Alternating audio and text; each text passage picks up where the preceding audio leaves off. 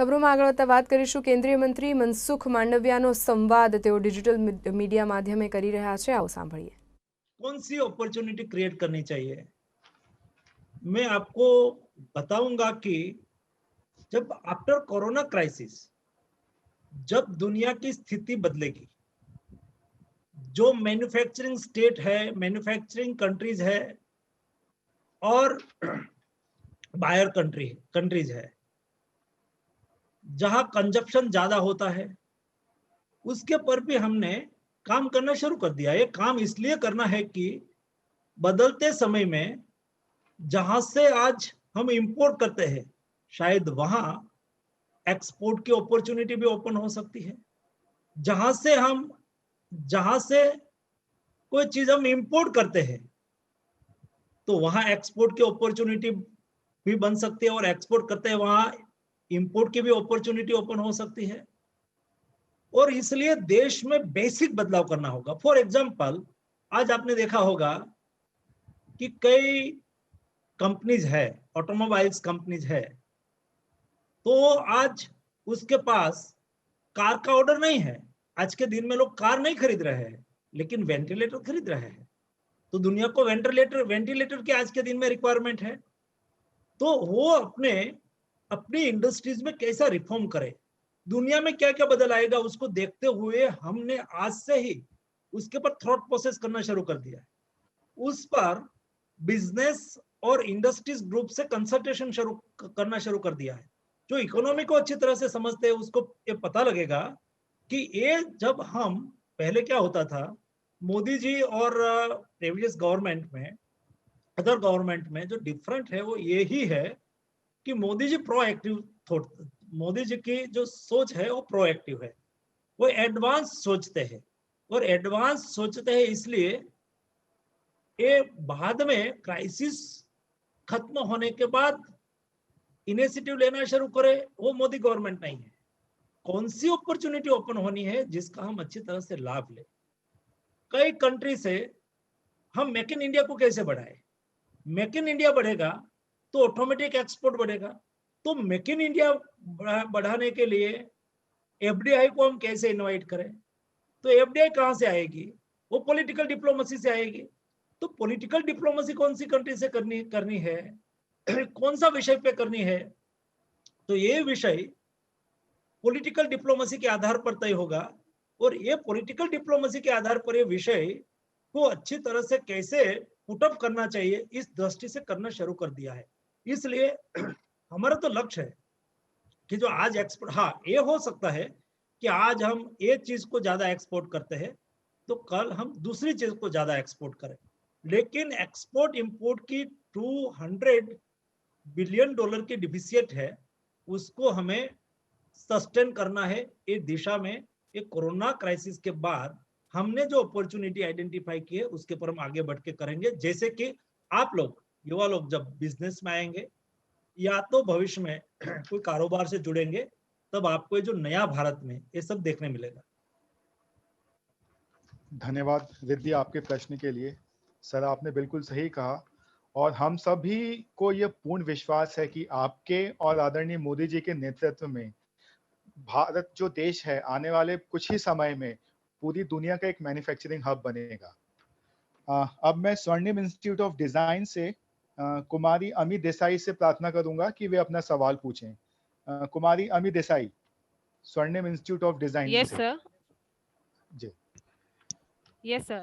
હા પૂછે please. Sir મારું નામ અમી દેસાઈ છે અને હું સ્કૂલ ઓફ ડિઝાઇનથી વાત કરી રહી છું.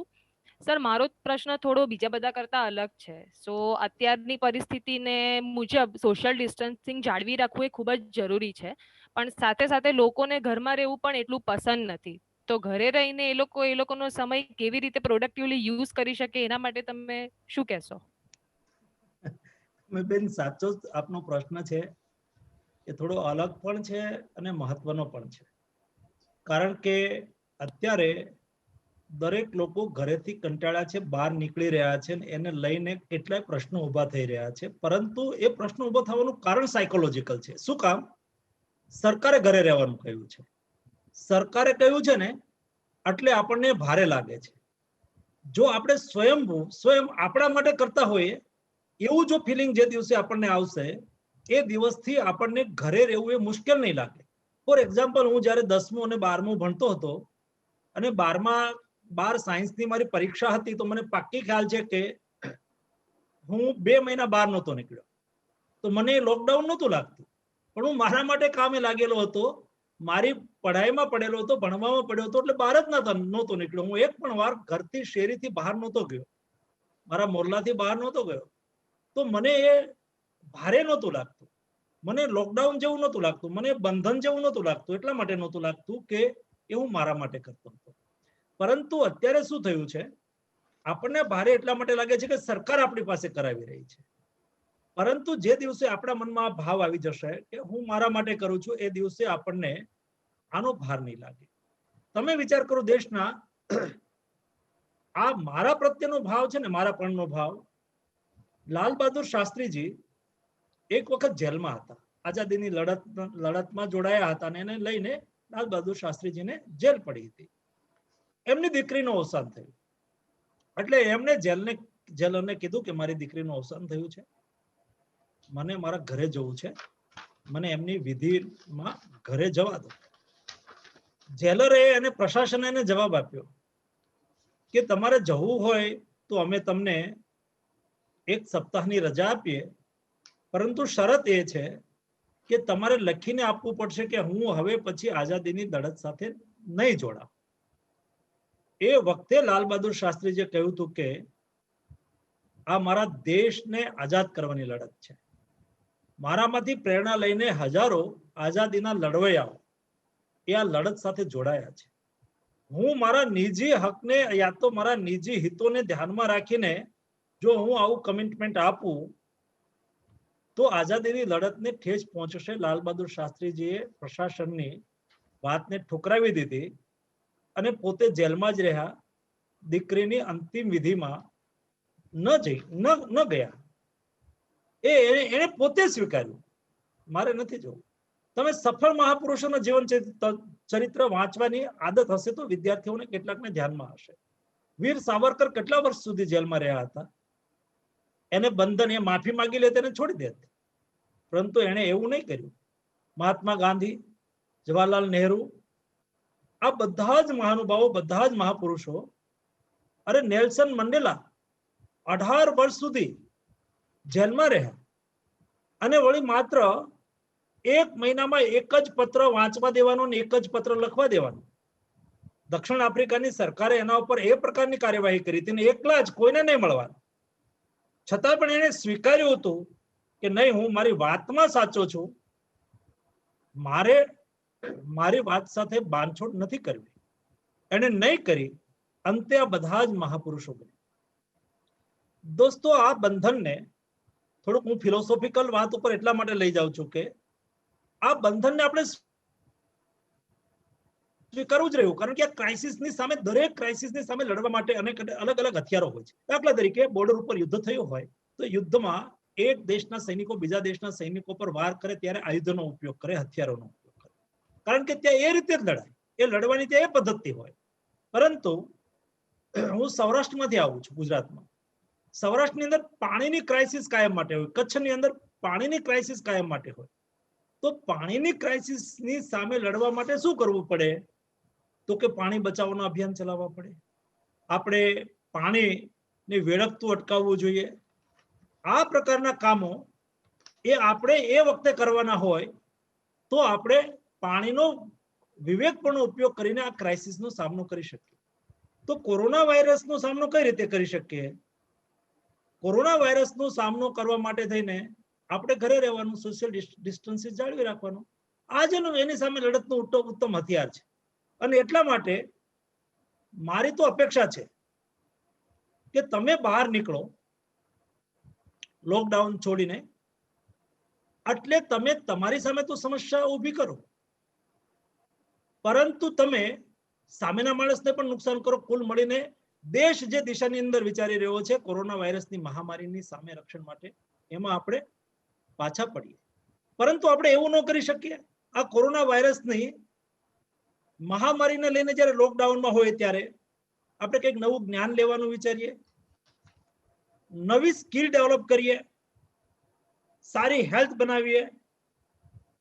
આ બધા જ ની પાછળ આપણે જો કંઈક કરવાનું ચાલુ કરીશું ને દોસ્તો, તો મને એવું લાગશે હું તો એમ કહું છું કે આ લોકો કેટલાક આમાં યુવાનો હશે, વિદ્યાર્થી મિત્રો હશે, ભાઈઓ હશે, આ લોકડાઉન ને તમારે ભારે ખામ ન લગાડવું હોય ને તો માત્ર એટલું કરો, એક દિવસ તમે ઘરની રસોઈ બનાવવાનું નક્કી કરો. ચાલો, આપણી માં રોજ રસોઈ બનાવે છે ને, આપણને ખવડાવે છે, સવારથી સાંજ સુધી જે આપણી માં દિનચર્યા કરે છે એ દિનચર્યા આપણે કરવાનું નક્કી કરો. તમે જોશો ત્યારે તમને ખબર પડશે કે માં આપણા પાછળ કેટલી હાર્ડશિપ લે છે. અનુભવ તો કરો, એ કેટલી હાર્ડશિપ સાથે આપણને મદદરૂપ થાય છે. તમે તો ક્યારેક માથી વધારે નમક પડી ગયું છે ને રસોઈમાં તો પણ આપણે ચિલ્લાશું કે વધારે નમક પડી ગયું છે, મમ્મી તો કઈ ધ્યાન નથી આપતી. તમે નમક વધારે પાડી દેજો. ચાલો ઋષિ તું કર, આદિ તું કર, તું પ્રયોગ કર. એક દિવસ રસોઈમાં તું વધારે નમક પાડી દેજે આદિ, તો મમ્મી તને કઈ નહીં કે, એ હસતા હસતા કહેશે ભાઈએ પ્રયોગ પહેલી વખત કર્યું છે ને. આવા બધા કામની અંદર દૂધ લેવાથી લઈને સાંજે દૂધ મેળવવા સુધી, અમારા ત્યાં ગામડામાં હું નાનો હતો ને એટલે સૌથી ગાયું દોવાનું કામ સૌથી વહેલા 5 વાગ્યામાં થાય, એટલે દૂધ લેવા જનારને 5 વાગે જવું પડે. અને રાત્રે અમારી મમ્મી છેલ્લું કામ એ કરે કે દૂધની અંદર થોડી છાશ નાખે, 2 ટીપા, એટલે દહીં થઈ જાય. દૂધ મેળવવાથી દહીં મેળવવા સુધીનું બધું જ કામ એક વખત આપણે કરવાની કોશિશ કરો ને તો આપણને આની મજા આવશે. એટલે હું માનું છું કે આપણે આ લોકડાઉનને ભારરૂપ લેવાના બદલે આપણે ક્રિએટિવ આપણામાં નિર્માણ કરી એના માટે ઉપયોગ ના કરી શકીએ? આપણે કંઈક નવું ના શીખીએ?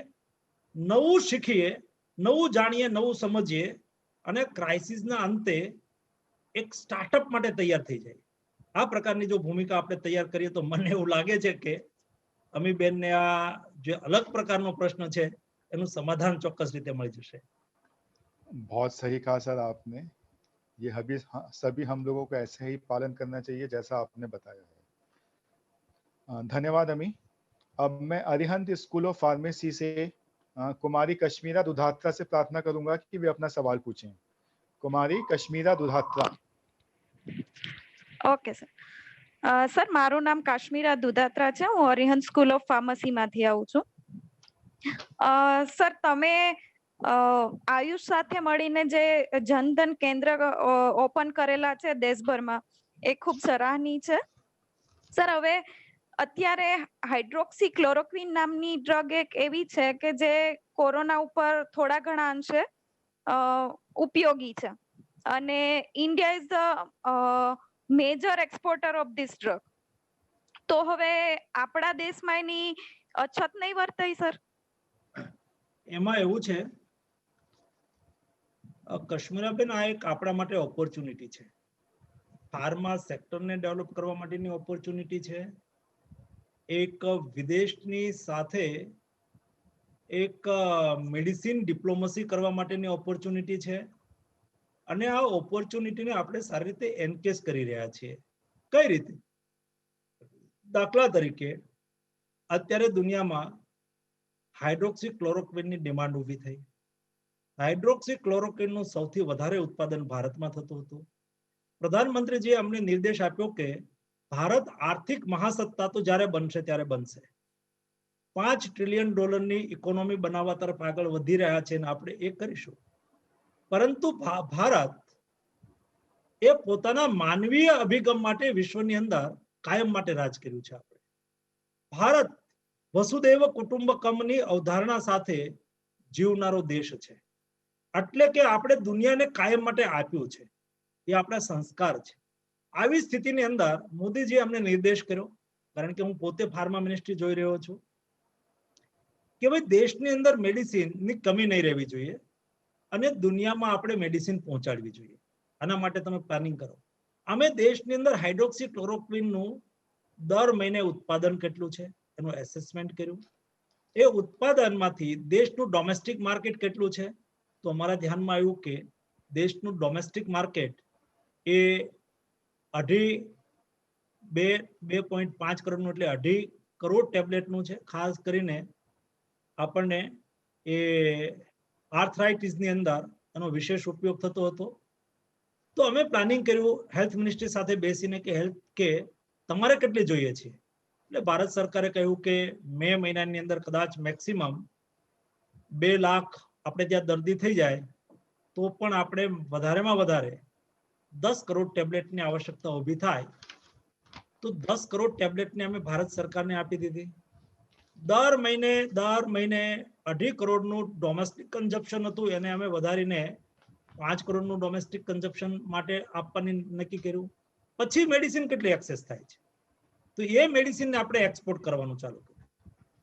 મને આપ સૌને બતાવતા ખુશી થાય છે કે દુનિયાના 97 દેશોમાં આપણે મેડિસિન મોકલી, દવા મોકલી. 38 દેશોએ પ્રધાનમંત્રીજીને ફોન કરીને થેન્ક યુ કહ્યું કે વિપરીત પરિસ્થિતિની અંદર તમે અમને મેડિસિન ઉપલબ્ધ કરાવીને અમને મદદ કરી છે. એટલું જ નહીં, સ્વિટ્ઝરલેન્ડની અંદર આલ્પ્સ પર્વત પર ત્રિરંગો ફરકાવીને, ત્રિરંગાને પેલું કરીને પ્રોજેક્ટ કરીને એમણે ભારતનું અભિવાદન કર્યું કે ભારતે માનવીય દ્રષ્ટિકોણથી દુનિયાને મેડિસિન આપી છે. આ કામથી આજે તમે ભવિષ્યની અંદર વિશ્વના કોઈ દેશોમાં જશો ને, આ કોરોના ક્રાઇસિસ પછી મેં કહ્યું છે ને કે કેટલાક નવા સ્ટાર્ટઅપ આપણે કરવાના છે, નવી દુનિયા બનવાની છે. આ નવી દુનિયાની અંદર તમે જ્યારે હિન્દુસ્તાનથી વિદેશના કોઈ પણ દેશના પ્રવાસે જશો ત્યારે વિદેશની અંદર તમે ભારતીય છો, ત્યાંની પ્રજા તમને સેલ્યુટ કરશે. કારણ કે મને યુરોપ અને અમેરિકાની પ્રજાનું માઇન્ડસેટ ખબર છે. એના ઉપર કરેલો ઉપકાર એ લોકો કદી ભૂલતા નથી. એ કહેશે કે અમારો દેશ જ્યારે કોરોના વાયરસની ક્રાઇસિસ સફર કરતો હતો એવી સ્થિતિની અંદર અમારા દેશને બચાવવા માટે ભારતે અમને મેડિસિન ઉપલબ્ધ કરાવી હતી. દોસ્તો, આ વાત એ દુનિયા કરતી હશે. આવા સુવર્ણ દિવસો હું ભારત માટે જોઈ રહ્યો છું અને એટલા માટે આ સ્થિતિ એ દુનિયા સાથે એક મેડિસિન ડિપ્લોમસી ક્રિએટ કરવામાં પણ ઉપયોગી થઈ. એનાથી બે દેશોનું બાયલેટરલ કોઓપરેશન વધતું હોય છે, દેશ વચ્ચેના સંબંધો બનતા હોય છે અને એના આધારે બીજા ટ્રેડ, બીજા બિઝનેસની ઓપોર્ચ્યુનિટી ઓપન થતી હોય છે કે ભાઈ સારું, ચાલો ભારતે આ સ્થિતિની અંદર આપણને મદદ કરી હતી તો આપણે તો આટલી વસ્તુ દુનિયાના આ દેશ પાસેથી ખરીદીએ છીએ તો ચાલો ભારત પાસેથી ખરીદીશું. તો તમે જે પહેલો ક્વેશ્ચન હતો ને કે ભાઈ એક્ઝિમમાં શું કરશો, તમે એક્સપોર્ટ વધારવા શું કરશો, તો આ પ્રકારની બધી પોલિસીઓ, આ પ્રકારના પગલાઓ એ આપણને એક્ઝિમ કાર્ગો વધારવામાં એ ખૂબ ઉપયોગી સાબિત થાય. बहुत बहुत धन्यवाद सर. अब मैं अरिहंत आयुर्वेदिक मेडिकल कॉलेज से कुमारी एकता व्यास से अनुरोध करूंगा कि वे अपना सवाल पूछें. कुमारी एकता व्यास. Yes sir. नमस्ते सर. મારું નામ એકતા વ્યાસ છે from Swarnim school of Ayurveda. Sir, આપની જે બેટી બચાવો ને બેટી પઢાઓ માટેની જે પદયાત્રા છે એ અમારા માટે ખૂબ જ પ્રેરણાદાયી રહી છે અને સર તમે અમારા પ્રેરણા સ્વરૂપ છો. સર, આજનો સવાલ એવો છે કે સર આ જે લોકડાઉન ચાલી રહ્યું છે 2-3 મહિનાનું, એમાં સર આપનો સમય કઈ રીતે વ્યતીત કરો છો? આ 41 દિવસનું જે લોકડાઉન હતું એમાં અમારો દિવસ સવારે 9 થી રાત્રે 9 વાગ્યા સુધીનો જ કાયમ માટે ઉગ્યો છે. મારો મત છે કે મેં તમને જે અગાઉ સુઝાવ આપ્યા એ સુઝાવથી જો તમે જીવનને તમારી લાઈફસ્ટાઈલમાં ક્રિએશન લાવવાની કોશિશ કરો તો આપણને બોજો ન લાગે. તમે કંઈક નવું કરો, પણ એવું કરો જે હકારાત્મક હોય. દાખલા તરીકે એક એગ્સ ઈંડું, તો હકારાત્મકતા એ છે કે તમે તોડી નાખો તો એક ઈંડુલા એક હોય કોઈ પક્ષીનું, એને તમે તોડી નાખ્યું તો અંદરનો જીવ મરી જાય કે ન મરી જાય? તમે ઈંડું તોડ્યું તો જીવ મરી જાય, પણ ઈંડું તૂટે તો એની રીતે ઈંડું તૂટે તો અંદરથી નવો જીવ આવે કે ના આવે? એની રીતે ઈંડું તૂટે તો નવો જીવ આવે અને તમે તોડી નાખો તો એમાંથી જીવ મરી જાય. એટલે કે તમે જેટલું હકારાત્મકતાથી જે વિષયને લેશો એટલી હકારાત્મકતા તમારા કામમાં આવશે. અમે નક્કી કર્યું કે ભાઈ આ દિવસોની અંદર શું કરવાનું છે, તો સરકારી કામો મેં તમને કહ્યું એમ સવારથી 9 વાગ્યાથી સાંજે 9 વાગ્યા સુધી અમે આ બધું કરતા રહ્યા. ક્યાંક અમને સમય મળી ગયો એમાંથી મારી એક આદત હતી કે ભાઈ પહેલા હું પ્લેનમાં બેઠો બેઠો મને મોકો મળે તો ટ્રાવેલિંગ કરતા હોય તો પ્લેનમાં બેઠો બેઠો વાંચવાની મારી આદત હતી. તો કઈ નવું નવું વાંચતો હોય તો એ મારી વાંચવાની આદત એ જીવતી રહી. બીજું દોસ્તો, આપણે ગુજરાતના લોકો છીએ. ગુજરાતને 1600 કિલોમીટર દરિયા કિનારો છે. આ 1600 કિલોમીટરના દરિયા કિનારામાં વસતા મછવારા છે ને, એમાંથી આપણે પ્રેરણા લેવા જેવું છે. એ મછવારા શું કરે, એ ચોમાસા દરમિયાન મચ્છી માટે થઈને એ સમુદ્રમાં ના જઈ શકે. તો ચોમાસા દરમિયાન એ નવરા હોય, તો નવરા હોય ત્યારે શું કરે છે, તો કે એ માછલી પકડવાની જાળને ગૂંથે, એટલે કે જાળ તૈયાર કરે. એ જાળ એટલી સરસ આખું ચોમાસા દરમિયાન તૈયાર કરે, પછી જ્યારે સિઝન ચાલુ થાય ત્યારે નવી જાળ લઈને સમુદ્રમાં જાય, એટલે એની મચ્છીમારીનો વ્યવસાય સારી રીતે ચાલે. અમે લોકોએ આ લોકડાઉન દરમિયાન આવું જ કંઈક કર્યું કે અમે આ ક્રાઇસિસમાં, એટલે કે આ ચોમાસું પૂરું થાય, એટલે કે આ કોરોના વાયરસની ક્રાઇસિસ પૂરી થાય પછી શું કરવું છે એના પ્લાનિંગની અંદર લાગી ગયા. એનું પ્લાનિંગ માટે થઈને આખી મિનિસ્ટ્રી કોઈને કોઈ ટાસ્ક લઈને કામે લાગી ગયા, અલગ અલગ વિભાગમાં. એક અમારો એમાં સમય જતો હતો. બીજો મારો વ્યક્તિગત સમય જતો હતો. મેં ક્યારેક મને અનુકૂળતા પ્રતિકૂળતા થતી હતી. કોઈ સારા પિક્ચર, મને કોઈ હિસ્ટ્રી સાથે જોડાયેલા, આપણે ટ્રેડિશન સાથે જોડાયેલા એવા કેટલાક ગુજરાતી પિક્ચર હોય, એ આજે નથી પણ વર્ષો પહેલા હતા. દાખલા તરીકે જોગીદાસ ખુમાણ એક પિક્ચર હતું. તો જોગીદાસ ખુમાણની વાર્તા એવી હતી કે એક બારવટીયો, પણ એમાં કેટલી નિષ્ઠા હોય, તો ભાવનગરના રાજા સામે એમને બારવટું ચાલુ કર્યું હતું, એટલે ઝઘડો ચાલુ કર્યો હતો વ્યક્તિએ. પણ ઝઘડો નિષ્ઠાથી કેવો હોય, એના ઉત્તમ ઉદાહરણ કેવા હોય, એ મેં એમાં જોયા. તો મેં એમાં આવા કેટલાક પિક્ચર મેં આઈડેન્ટિફાઈ કર્યા. એવા 4-5 પિક્ચર પણ મેં જોઈ નાખ્યા. આમ સામાન્ય રીતે હું ઓછું જોતો, મને અવસર ના મળતો હોય. કેટલીક બુક, દાખલા તરીકે મહાભારતને આપણે સહી ભાષામાં, આ તો આખી મહાભારત સિરિયલ છે, એ કમા મુનશીએ કૃષ્ણ દર્શન એક બુક લખી છે. આપણે ઓલું કૃષ્ણ દર્શન એટલે ધાર્મિકતા, એટલે ધાર્મિકતા અને આધુનિકતા નહીં, આધુનિકતા એ ધાર્મિકતામાં છે, ધાર્મિકતા એ આધુનિકતામાં છે. આને આપણે એ દ્રષ્ટિએ જોવું પડશે. મેં કૃષ્ણ દર્શન ભાગ 1, 2, 3 છે એ હું વાંચતો હતો, તો મારો એક ભાગ વંચાયેલો હતો, તો બીજો ભાગ વંચાઈ ગયો, ત્રીજો ભાગ હવે ભવિષ્યમાં વંચાશે. આપણે વ્યક્તિગત જીવનની અંદર મૂળ ભારતને સમજવામાં આ બધું બહુ ઉપયોગી થતું હોય છે. અને જે લોકો નીતિ નિર્ધારક હોય, અમે અત્યારે નીતિ નિર્ધારણની વ્યવસ્થામાં છીએ, તો અમારામાં ક્લેરિટી હોવી એ ખૂબ આવશ્યક છે. અમારામાં કોઈ નિર્ણય એ મેચ્યોર નિર્ણય આવે જે દેશને લોંગ ટાઈમ માટે સર્વાઈવ કરે, એ ખૂબ આવશ્યક હોય છે. અને એટલા માટે આ સમય દરમિયાન મને એક બીજો મોકો મળ્યો. આમ સંગીતમાં મને રુચિ ખરી, પણ સંગીત મને આવડે ઓછું. મેં સંગીત શીખવાની કોશિશ કરી થોડા ઘણા અંશે, એટલે કે મને વધારે આવડી ગયું એવું નહીં, મેં કોશિશ તો કરી જ. એનાથી મને સેલ્ફ સેટિસ્ફેક્શન થયું, મને આનંદ થયો કે ચાલો ભાઈ હું પણ વગાડી શકું છું. ગાઈ શકતો નથી તો વગાડી શકું છું, વગાડી શકાય, એક સ્કિલ છે. તમે તમારા કૌશલ્ય વર્ધન માટે થઈને, તમારી જ્ઞાન પીપાસાને સંતોષવા માટે થઈને આ સમયનો ઉપયોગ ના કરી શકો. મારે આ કન્ટિન્યુઅસ, કારણ કે ભારત સરકારના મંત્રી તરીકે હું કેટલાક ગ્રુપની અંદર અહીંયા કામ કરી રહ્યો છું, જે અત્યારે ક્રાઇસિસને લઈને બનેલા છે.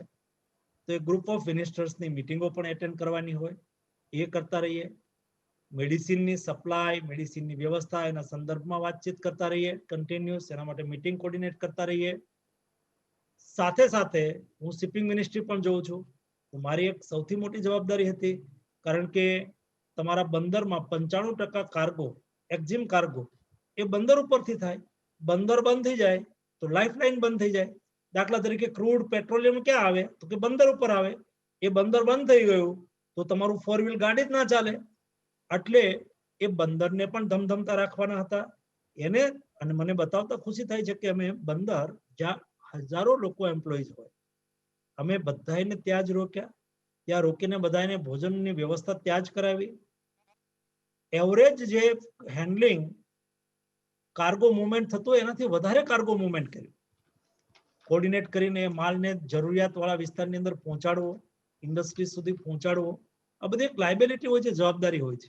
તો એને લઈને પણ અમે સતત સેન્સિટિવ રહ્યા, કારણ કે અંદર ક્રૂ હોય શિપની અંદર, એને એની નોકરીની સમય મર્યાદા હોય, કેટલાય સમયથી બહાર હોય, કેટલાક બહારના દેશોના શિપની અંદર નોકરી કરતા હોય, એને ત્યાં જવું હોય, કેટલાક લોકોને શિપમાંથી નીચે ઉતરવું હોય. તો એ બધી સ્થિતિ સફળ રીતે કરવી એ પણ એક અમારી જવાબદારીનો ભાગ હતો. એ પણ અમે આ દિવસો દરમિયાન કર્યું. પરંતુ કુલ મળીને આ લોકડાઉનના સમયને મેં મારા વ્યક્તિગત મારા જીવનના ઘડતરમાં પણ મને જેટલો સમય મળ્યો એમાં મેં એનો ઉપયોગ કરવાની કોશિશ કરી. એનાથી પોઝિટિવિટી ઓટોમેટિક ક્રિએટ થાય દોસ્તો. અને જીવનની અંદર પોઝિટિવિટી સફળ થવા માટે બહુ આવશ્યક છે. હું અપેક્ષા રાખું છું કે મારા દેશનો એક યુવાન સફળ થાય. એ પછી સારો સાયન્ટિસ્ટ બને, એ સારો ડોક્ટર બને, એ સારો એન્જિનિયર બને, એ સારો એન્ટરપ્રેન્યોર્સ બને, કોઈ પણ ક્ષેત્રની અંદર એ સફળ થવામાં પોઝિટિવિટી ખૂબ આવશ્યક હોય છે. દરેક ઘટનામાંથી પોઝિટિવિટીને આઈડેન્ટિફાય કરી અને એને ઉજાગર કરવાનો અવસર એટલે મારી દ્રષ્ટિએ આ લોકડાઉન હતું. એટલે મેં કહ્યું હજી આપણી પાસે 7-8 દિવસ છે. મેં કહ્યું છે એમાંથી એકાદો પ્રયોગ તો કરો ઘરે, મજા આવશે. बहुत बहुत धन्यवाद सर, आपने बिल्कुल सही कहा कि ये बिल्कुल सही समय है कि हम सभी विद्यार्थियों एवं लोगों को जो हमारी हॉबीज हैं उनको शुरू करना चाहिए वापस और उनके ऊपर काम करना चाहिए. अब मैं अरिहंत होम्योपैथी मेडिकल कॉलेज की कुमारी विनीता कुमार से प्रार्थना करूंगा कि वे अपना सवाल पूछें. Kumari Vinita Kumar. Thank you, sir. Very good evening, sir. I am Vinita Neeraj Kumar from Homeopathic Department. Sir, first of all, it is a pleasure hearing you, and we all are very grateful that we are sharing same platform with you. Sir, as you have already achieved so much at this young age, and you are definitely a youth icon for all people out there, including me too. Sir, I just wanted to ask you a small question, and my question is, what are the opportunities you are seeing for India post-COVID? Yes. Post Covid India के लिए बहुत opportunity open होनी है. जैसा मैंने बताया कि आज के दिन में हमने मछुआरों ने अपनी जाल को बनाने में निकाला, ऐसा एक दिन हमने निकाला है जो पोस्ट कोविड के दरमियान हम उसका अच्छी तरह से इम्प्लीमेंटेशन कर सके. सारी दुनिया में, वर्ल्ड में क्या क्या बदल हो रहा है उसको देखना, उसको समझना ये बहुत आवश्यक होता है. और उसके आधार पर डिप्लोमेसी बनती है, और डिप्लोमेसी के आधार पर हमारा एक्जिम ट्रेड बनता है, और एक्जिम ट्रेड के आधार पर एक्जिम ट्रेड के का बेस ये हमारी इकोनॉमी को मजबूत करने में होता है. और हमारी इकोनॉमी देश में एम्प्लॉयमेंट जनरेशन के लिए उपयोगी होती है. एम्प्लॉयमेंट जनरेशन तब होगा जब देश में एमएसएमई डेवलप हो, देश में रूरल इंडस्ट्रीज डेवलप हो, देश में एग्रोबेज इंडस्ट्रीज डेवलप हो. और जो इंडस्ट्रीज है ये इंडस्ट्रीज इंटरनेशनल मार्केट में कॉम्पिटिटिव कैसे बने, ये आज सबसे महत्वपूर्ण विषय बन गया. मैं यहाँ से कितना भी भाषण करूं, लेकिन कंपटीशन में हमारे से नियरेस्ट या तो कोई कंट्री कम रेट में अपना माल को बेचेंगे तो लोग जहां से कम रेट में मिलता है वहां से ही लेंगे. मैं कितनी भी बात करूं यहाँ से नहीं लेंगे. तो कॉम्पिटिटिव बनाने की आवश्यकता होती है. तो एक कॉम्पिटिटिव प्रोडक्शन हम कैसे करें, ये हमारे लिए एक चैलेंज है. ये दिनों में हमने उस पर विस्तार से मंथन किया है, चिंतन किया है, और कॉम्पिटिटिव प्रोडक्शन के लिए हमने आगे बढ़ने के लिए, काम करने के लिए एक दिशा तय की है. अगले दिनों में देश में कॉम्पिटिटिव प्रोडक्शन के साथ मेक इन इंडिया का ज्यादा से ज्यादा इम्प्लीमेंटेशन कैसे करें और एफडीआई इंडिया में कैसे आए. जब एफडीआई इंडिया में आएगी तो हमारे युवाओं के लिए अपॉर्चुनिटी लेके आई। आज देश में फार्मा इंडस्ट्रीज हो, शिप बिल्डिंग इंडस्ट्रीज हो, ऑल टाइप ऑफ एमएसएमई हो, ऑटोमोबाइल्स इंडस्ट्रीज हो, पावर इंडस्ट्रीज हो, ये सब इंडस्ट्रीज में हम कैसा बदलाव करें जिस बदलाव के आधार पर हम सस्टेनेबल हो सके या तो हम कॉम्पिटिटिव हो सके। ये कॉम्पिटिटिवनेस ये आज के लिए बहुत बड़ी हमारे लिए चैलेंज थी। उसके ऊपर हमने बहुत स्टडी किया है और उसके आधार पर कई पॉलिसी में भी हम रिफॉर्म करने के लिए आगे बढ़ेंगे और ये रिफॉर्म के आधार पर हम आफ्टर कोविड के बाद दुनिया में अपना कारोबार करेंगे। इंटरनल इकोनॉमी को सस्टेन करने के लिए यही थ्योरी के आधार पर हम काम करेंगे और कुल मिला के आफ्टर कोविड के बाद हिंदुस्तान जैसे देश के लिए एक नया भारत के लिए नया स्टार्टअप होगा और नया स्टार्टअप में आपकी थॉट भी आवश्यक होगी। ये थॉट के आधार पर एक नया भारत ऐसा निर्माण करेंगे जो भारत अपनी आवश्यकता, अपनी जरूरियात सेल्फ सस्टेन हो, किसी के पर उसको डिपेंड करना ना पड़ता हो। हम दुनिया में एक्जिम ट्रेड के क्षेत्र में हमारी जो डिफिसिट है $200 बिलियन की, उसको बैलेंस करेंगे और ये नया भारत में आफ्टर कोविड के बाद देश एक ऐसी दिशा में चलने के लिए हम सज्ज कर रहे हैं जिसमें हिंदुस्तान विश्व में ह्यूमैनिटेरियन बेस पर एक अपना आगवा स्थान अंकित करेंगे, जिसके आधार पर देश की इज्जत दुनिया में बनी हो। मैं आज देख रहा हूँ यही दिशा हमारे देश के लिए हो सकती है। यही दिशा में वही क्षेत्र में आप लोगों का भविष्य इस विषय के साथ जुड़ा हुआ है। इसलिए हमारे देश के युवा भविष्य में उसको एक अच्छी अपॉर्चुनिटी मिले, निराश होने की कोई गुंजाइश ना रहे। ऐसा एक भारत बनाने के लिए हम सब लोग साथ में मिलकर प्रयास करेंगे।